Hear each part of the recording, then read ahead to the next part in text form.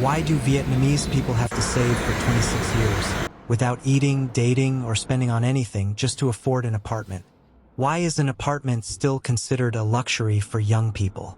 How does the middle class in Vietnam live? Hello, I'm Kien, a father of 3 from Vietnam. Today, I'm going to show you what a typical apartment in Vietnam looks like. Follow me. And here is our main character, the Intracom Riverside apartment complex. It is located right by the Red River and next to the Nhat Bridge, the largest bridge in Hanoi. Across the bridge is downtown Hanoi. This apartment building is 7 years old but still looks quite new. The apartment we are visiting today is 47 square meters and costs $148,000. The indoor space is simply arranged.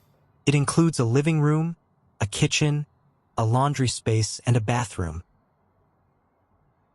This is a 1-bedroom apartment, but an extra bed is placed in the living room. Children or guests can sleep here. This apartment has a view of the bridge and the river. Imagine waking up to this view every sunrise. It's truly wonderful. An apartment like this is a real dream for many young people. This laundry area is just big enough for a washing machine, and clothes are hung to dry on the balcony. If you have 3 young kids, you'll know this area isn't enough to dry all the laundry.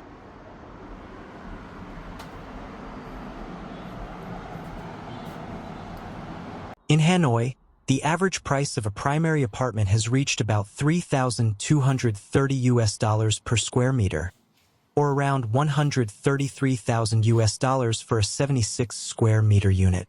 This far exceeds the average monthly income of young people, which is only $323. That is why Vietnamese people have to work for 26 to 30 years just to buy a home.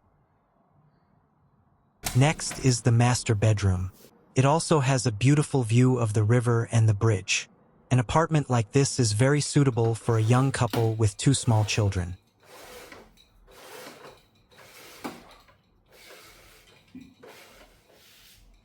If you can't afford to buy, the rent for this apartment is $285 per month. This rental price does not include additional fees such as management fees, parking fees, and electricity and water consumption costs. As usual, apartments like this feature multi-compartment cabinet systems to save space.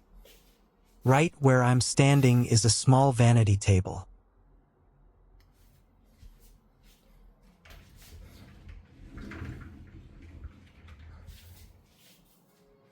Next up is the bathroom, equipped with a water heater and a shower.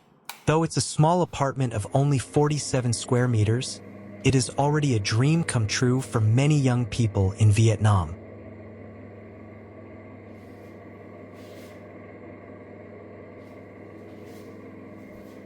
The kitchen area is located right next to the living room. Despite the small space, everything is organized efficiently. It gives a sense of being just enough. It comes with basic cooking equipment like an electric stove, a range hood, and a faucet. The cabinets also have plenty of compartments for storage.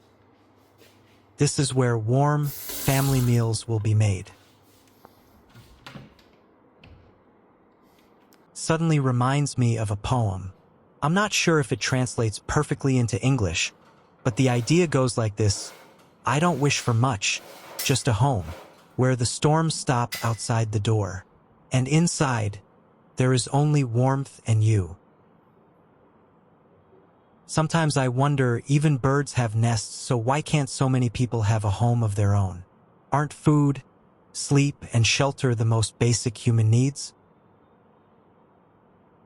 Saying goodbye to this apartment, let's go down to the lobby to see how daily life flows here.